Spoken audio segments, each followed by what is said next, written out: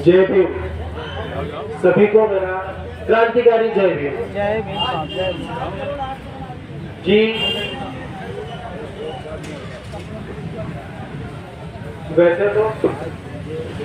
वैसे तो सभी ने जो बोलना चाहिए, या जो युवा पीढ़ी हो या जो भी हमारे महापुरुषों के बारे में, उनको करीब ले जाने के बारे में जो हमारी सोच है, उसको ठीक ही सबने बताया है। लेकिन मैं इसमें और कुछ रोशनी डालना चाहूंगा। सबसे पहले कि हमने इतिहास में क्या किया है, ये तो हमें अभी लगभग पता ही हो चुका है, लेकिन अब हम क्या करेंगे ये भी बहुत महत्व का है। अब सबको लग रहा होगा कि ये जो प्रोटेस्ट है, ये एक हक की लड़ाई है, ये किसी एक व्यक्ति की बात नहीं है, ये पूरे समाज की बात नहीं है, ये पूरे देश की बात है कि जहाँ पे प्राइवेटाइजेशन को बढ़ावा दे रहे हैं।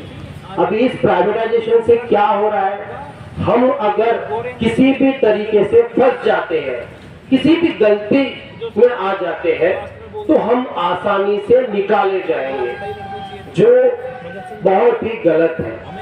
इसके पहले पब्लिक सेक्टर अभी जो भी चालू है, वो गवर्नमेंट हम जिसे बोलते हैं, वो पब्लिक सेक्टर है।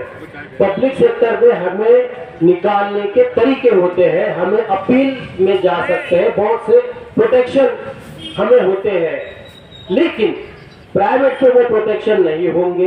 एक गलती वो सिर्फ एक गलती नहीं है, एक गलती अगर वो इंसान करेगा जो नौकरी कर रहा है, अपने लिए नहीं, अपने बीवी बच्चों के लिए, अपने फैमिली के लिए और अपने बाद में समाज के लिए, अगर वो गलती करेगा, मुझे बताइए कौन ऐसा है आज के जमाने में, पहले जमाने में या शायद आने वाले जमाने में कि जो गलती ना करे। अगर वो गलती करेगा तभी तो सीखेगा। गलती से उसका रोजगार छीन लेना सबसे बड़ा मैं गुनाह मानता हूं, क्योंकि वो बाबा साहब के हिसाब से अपने नजर में धीरे धीरे वो आर्थिक तंगी में आ जाएगा और धीरे धीरे वो खुद ही गुलाम बन जाएगा। इसलिए सबसे बड़ा जो हमला है वह है आपके आर्थिक पर। ये सिर्फ नौकरी की बात नहीं है। दूसरी, हम जो एडॉक बोलते हैं, कॉन्ट्रैक्ट बोलते हैं, मैं पूरी तरह से इसका स्टडी कर रहा हूं कि ये एडॉक क्या है, ठेका, कॉन्ट्रैक्ट। अगर हम इस कॉन्ट्रैक्ट के चक्कर में 10 से 15 साल लगाते हैं, हमारा भविष्य, अभी जैसे यादव सर का एक एग्जांपल है कि उन्होंने 14 ईयर 14 साल वहां पे पढ़ाया एडॉक पे, और जब परमानेंट होने की बात आई तो उन्हें किसी तरीके से निकाल दिया। उन्होंने यही पूछा कि भाई मैं किस तरीके से इनएलिजिबल हूँ, यानी मैं किस तरीके से नाकाबिल हूँ, मैं आप कैसे नहीं बताइए। तो उन्होंने सिर्फ उसका जवाब दिया कि ये 5 लोग बैठे हैं, इन 5 लोगों ने बताया कि आप इसमें काबिल नहीं है, लेकिन मार्क्स के हिसाब से उनको तो 90 के ऊपर मार्क्स है। तो अगर ऐसे इसी तरीके से कोई भी 5 लोग बैठेंगे और हमारी नौकरियां ले लेंगे, तो हमें तो कुछ करने की, उन्हें भी कुछ करने की जरूरत नहीं है। ये उनको भी कल भोगना पड़ेगा, हमें ही नहीं। ये फ्यूचर की बात है। खैर, मैं तो बस इतना बोलूं कि अभी क्या करना चाहिए। यहाँ पे सब बुद्धिजीवी बैठे हैं और आप सबको, मेरा इस महाराष्ट्र से आया हूँ, मैंने देखा कि चलो जो भी यहाँ पे चालू है कि प्रोटेस्ट होना चाहिए। ये सिर्फ एक समाज की बात नहीं है, पूरे देश की बात है। और दूसरी बात, जो जिस तरीके से बात कर रहा है, उन सबको निचोड़ के एक ऐसी बात रखी जाए कि सामने किसी की भी हिम्मत ना हो। ये सिर्फ SC ST की बात नहीं है, एक समाज की बात नहीं है, ऐसे पूरे देश की बात नहीं है, दुनिया की बात है कि हर किसी का दुखता है।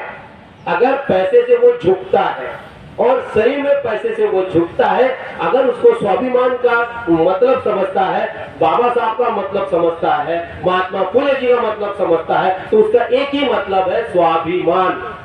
कि वो स्वाभिमान से जीने के लिए ईमानदार आदमी के पास बिजनेस नहीं होता है, वो सिर्फ एक नौकरी होती है जिसमें वो 4 घंटे 8 घंटे 10 घंटे 12 घंटे काम करके अपने फैमिली में रहने के लिए, समाज में रहने के लिए, स्वाभिमान मिलने के लिए वो उसमें काम करता है। वो किसी से भीख नहीं मांगता है, वो भीख भी नहीं थी, वो थी भिक्षा जो हमारे महात्मा गौतम बुद्ध ने शुरुआत की थी। वो भीख नहीं है, भिक्षा थी। उसका भी मतलब ये था कि मैं आपके घर से वो ला रहा हूँ, वो रोटी ला रहा हूँ, उसका मैं यहाँ बैठ के जवाब दे रहा हूँ। वो भीख नहीं थी, वो भिक्षा थी। और रही बात रोटी की, तो बाबा साहब ने बोला था कि 4 रोटी की जगह 2 रोटी आप कम खा लो, 2 रोटी में किताब लाओ और ऐसे ताकत लाओ आपके बोलने में, वो भी वजन लाओ कि उसको 10 लोग माने और समझे। सिर्फ देखना बोलना नहीं है, ये तो प्राइमरी हो गया, सेकेंडरी है समझना। और सबसे टर्जरी तीसरी बात है समझ के इम्प्लीमेंट करना, उसको लागू करना। अगर मैं उस चीज को लागू ही नहीं करता हूँ, और मंच मुझे पसंद नहीं है, मैं भी एक कॉलेज से हूँ, मैं एक नॉन टीचिंग हूँ और मैंने बच्चों को मैंने भी पढ़ाया है। कुछ थोड़ा बहुत मेरे साथ भी ऐसा हुआ है, लेकिन उसका मैंने खुद ही सॉल्यूशन इसके पहले निकाल लिया। तो इसलिए मैं भी ये चाहूंगा कि आप जितने भी बुद्धिजीवी लोग हैं, हमारे रुचि जी का साथ दीजिए। मेरा भी साथ है वाकई में, मैं कहीं से भी आऊँ, यूट्यूब है, मोबाइल की दुनिया है, हम समर्थन करेंगे। और मैंने भी अपने हिसाब से प्रचार कर दिया है चालू, मैं जब से आया हूँ परसों से देखने के लिए। मैं भी अपने कुछ काम से आया हूँ, लेकिन जब मैंने देखा, और मैं वॉच करते रहता हूँ कि टीवी वाले हमको ये चीज नहीं दिखाते हैं जो हमें देखनी चाहिए। हमारे बच्चों को जो चीज सिखानी चाहिए वो भी नहीं सिखा रहे हैं। ये भी एक बड़ी समस्या है, क्योंकि जानकारी ही समस्या का सॉल्यूशन है। बस इतनी बात मैं रखता हूँ। और मुझे इस मंच पर जो हमारे महापुरुषों ने जो किया, उनके सामने हम 1% भी नहीं है। शायद अगर हम 1% वाकई में समझ सके उन्हें, मैं फिर बोल रहा हूँ, हमें सुनना और देखना नहीं है, हमें समझ के चलना है। और आज अगर ये चीज शिक्षा की ही बात नहीं है, स्वाभिमान की बात है। अगर स्वाभिमान के लिए हमें करना भी पड़े तो हम तैयार हैं, लेकिन कब हम अपने संविधानिक हथियार जो हमारा संविधान है, वाकई में ये संविधान ऐसा है कि जो 2-2.5 हजार साल से जो था, बीच में और क्या हुआ, उसकी पूरी निचोड़ है।